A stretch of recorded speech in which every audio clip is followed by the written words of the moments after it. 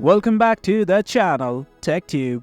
In this video, we're simply gonna look at how to reset our OnlyFans password. Well, for instance, let's say I do not remember my OnlyFans password and I'm quite troubled. Well, the solution is right here. You can simply click on this forgot password button right here, just below login. Click on it. Once you guys do that, simply enter your email address right here that is linked with your OnlyFans account. I'm gonna do it right now. As you guys can see, I have entered it. Now all I'm gonna do is click on send. Once you do that, a verification code will be sent to the registered email address. I'm gonna go to there right now. This is the link that I have received on my email address. I'm simply gonna click on it. Now what you guys need to do is simply enter the new password right here along with the confirmation.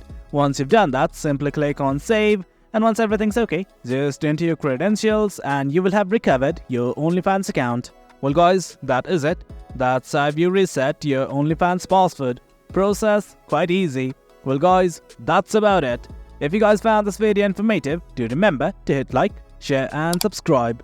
We will be uploading videos like this. Until next time, thank you.